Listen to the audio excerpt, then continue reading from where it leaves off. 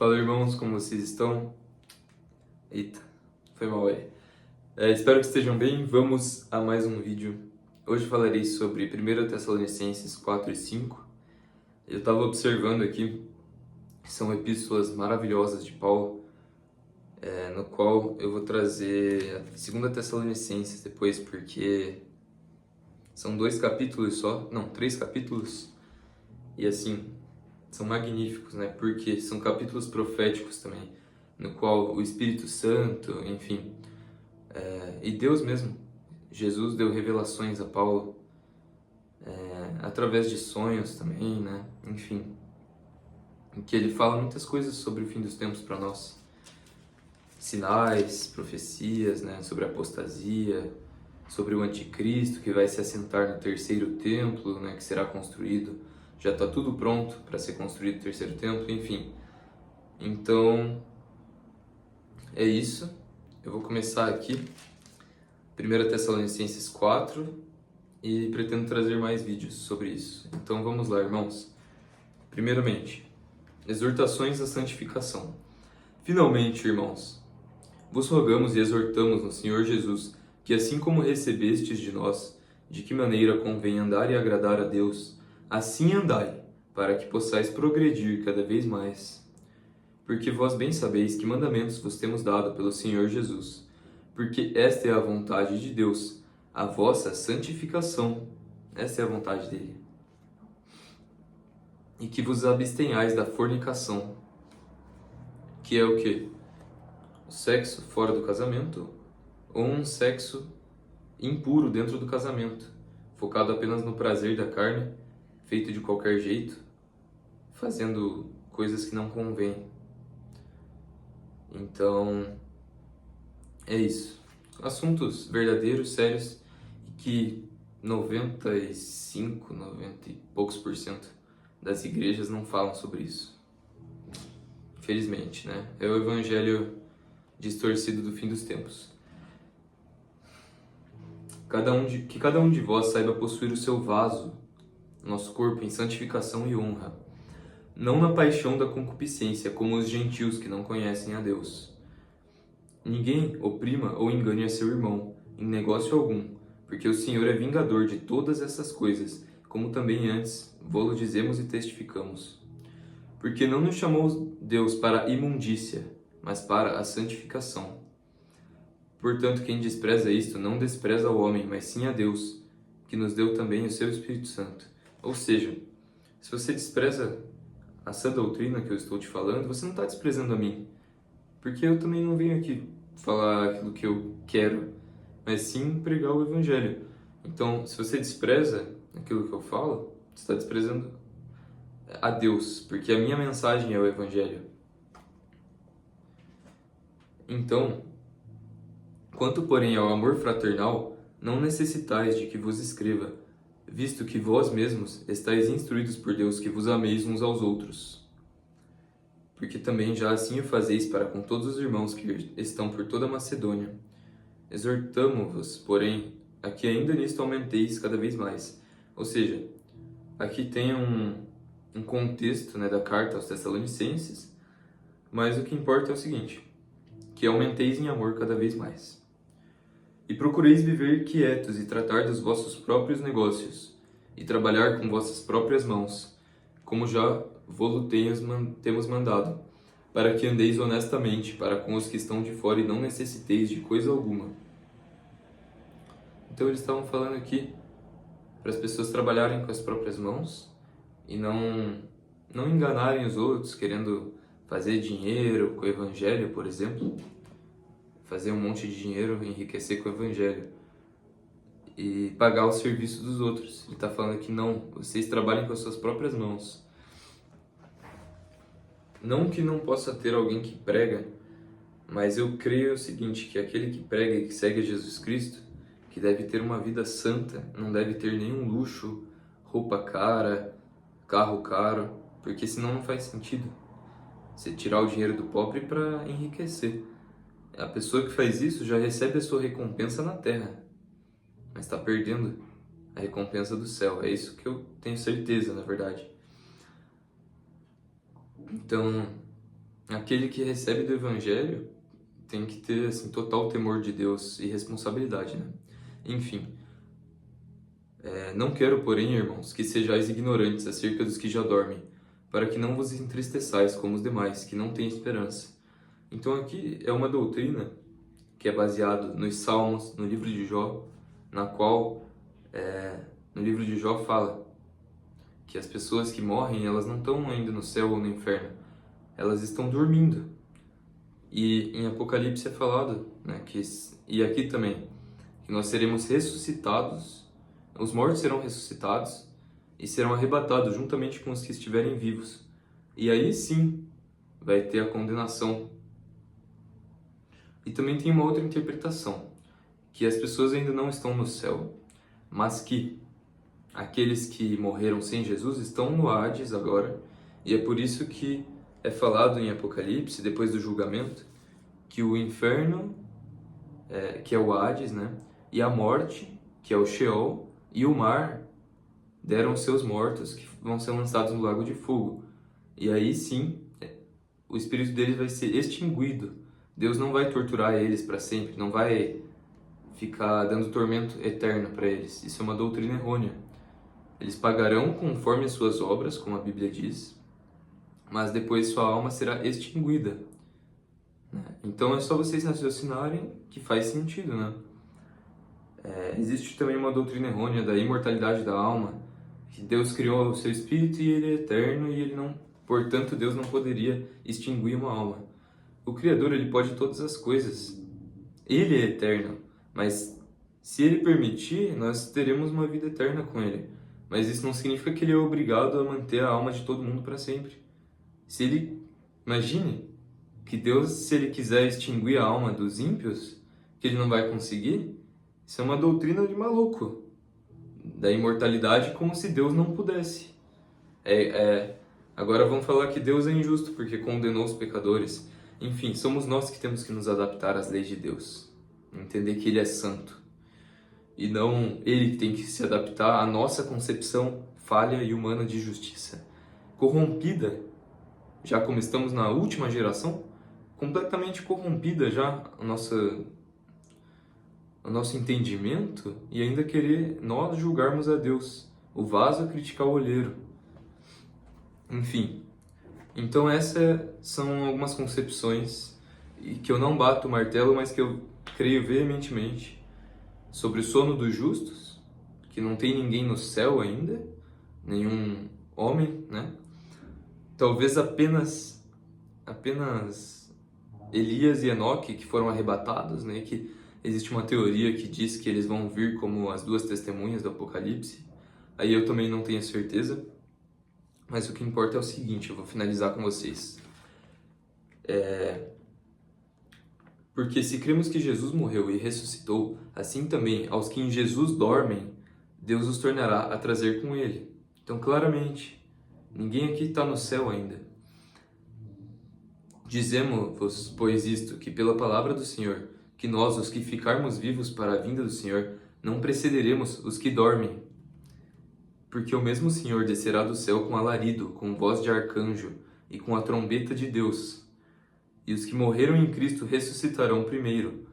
Depois nós, os que ficarmos vivos, seremos arrebatados juntamente com eles nas nuvens, a encontrar o Senhor nos ares, e assim estaremos sempre com o Senhor. Portanto, consolai-vos uns aos outros com essas palavras.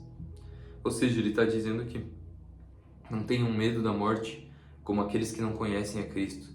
Se você conhece a Cristo, não tema, console uns aos outros e creia que aqueles que morreram estão dormindo em paz e que ressuscitarão no dia de Jesus. Então é isso que Paulo está falando. E sobre o arrebatamento nas nuvens, ao tocar a trombeta, ao toque da trombeta. Ou seja, claramente, fazendo uma análise disso, mas não apenas essa análise isolada, uma análise completa da Bíblia, desde o Velho Testamento até aqui, nós entendemos que não há ninguém no céu.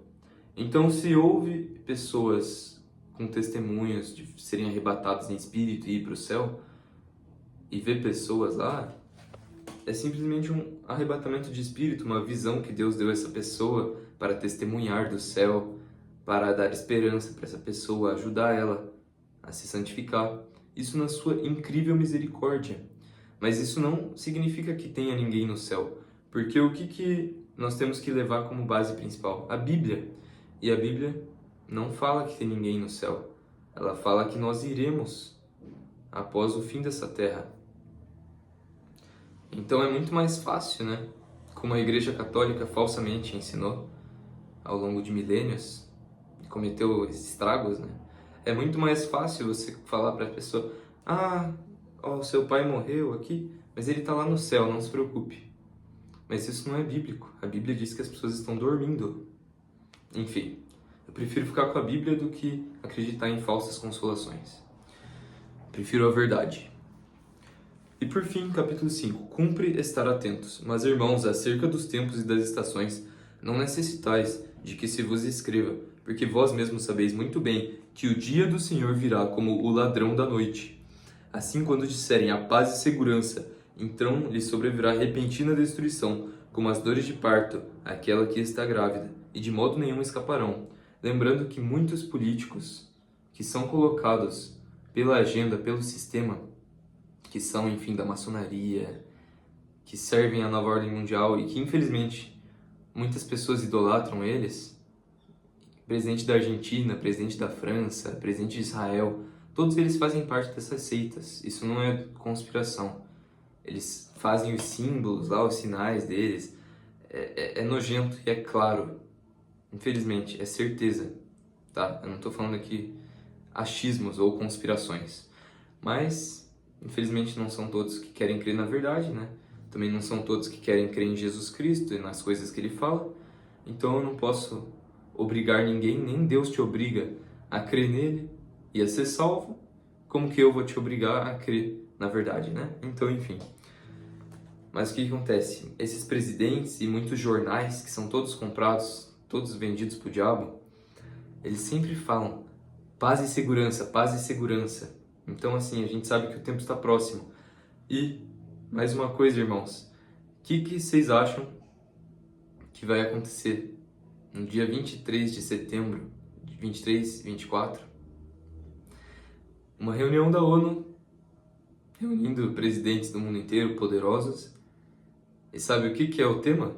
Paz e segurança. E Jesus falou: quando disserem paz e segurança, lhe sobrevirá repentina destruição. Então, em breve eu vou gravar um vídeo sobre a festa das trombetas para vocês, que é uma possibilidade de que coisas aconteçam, é isso? Que eu não bato o martelo, mas que depois eu vou vir conversar com vocês de maneira sóbria sobre isso. Enfim, mas vós, irmãos, já não estáis em trevas para que aquele dia vos surpreenda como um ladrão. Então ele está dizendo, aquele que está na luz, o dia de Jesus não vai surpreender. Até porque será como nos dias de Noé. E Noé avisou as pessoas, mas elas não quiseram dar ouvidos.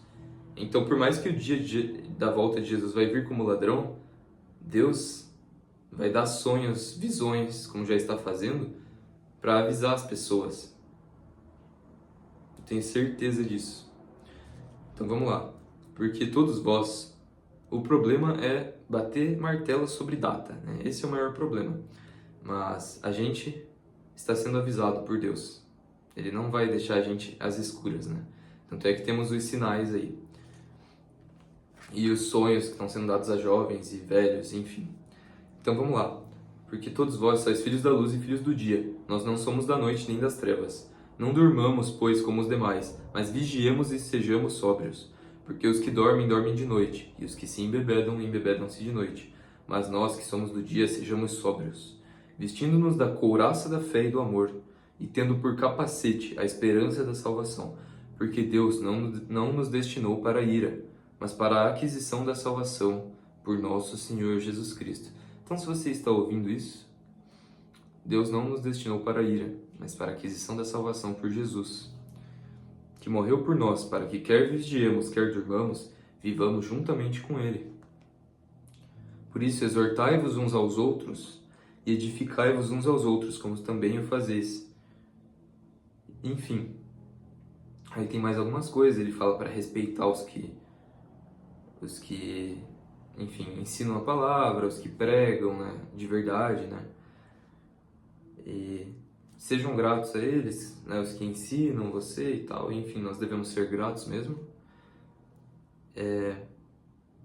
Também fala para consolar os de pouco ânimo, sustentar os fracos e sejam pacientes com todos. Então, não dê mal por mal, mas sempre seguir o bem, tanto uns para com os outros como para com todos. Como Jesus falou, né? Paulo apenas replicando os ensinamentos de Cristo, que é bendizei os que vos maldizei, os que vos maldizem, né? Enfim. E aí, recomendações gerais, versículos bem conhecidos, né? Regozijai-vos sempre, alegrai-vos sempre em Deus. Orai sem cessar, ou seja, vigiemos, oremos o dia inteiro, meditemos nas palavras de Deus dia e noite, como diz os Salmos, né? Em tudo dai graças, porque esta é a vontade de Deus em Cristo Jesus para convosco. Não desprezeis as profecias. Então não desprezem. Examinai tudo, retende o bem. Abstende-vos de toda a aparência do mal. Então, por exemplo, um exemplinho aqui. Se você sabe que o funk não é de Deus, por que tem cristãos que ainda ouvem? Não estão seguindo a palavra. Enfim. Porque a gente bem sabe da onde que vem essas músicas, né? Mas enfim. Porque de Deus que não vem. Então, o mesmo Deus de paz vos santifique em tudo, e todo o vosso espírito e alma e corpo, sejam plenamente conservados, irrepreensíveis, para a vinda de nosso Senhor Jesus Cristo. Fiel é o que vos chama, o qual também o fará. E aí ele fala, orai por nós, enfim, e a graça de nosso Senhor Jesus Cristo seja convosco. Amém. Da mesma forma, a paz e a graça sejam com vocês. Que o Pai vos abençoe. Aquele que não se escandalizou dessa palavra e do verdadeiro Evangelho, que o Pai vos abençoe. Se alguém se escandalizou, que o Pai tenha misericórdia, que o Pai te guie à verdade, à santificação, para que você consiga escutar o verdadeiro Evangelho. E oremos uns pelos outros. E espero que todos os irmãos, todas as pessoas desse canal, e a igreja que está no mundo inteiro, o corpo de Cristo, fique bem e que possamos estar irrepreensíveis até a volta de Jesus. Que o Pai vos abençoe e até a próxima.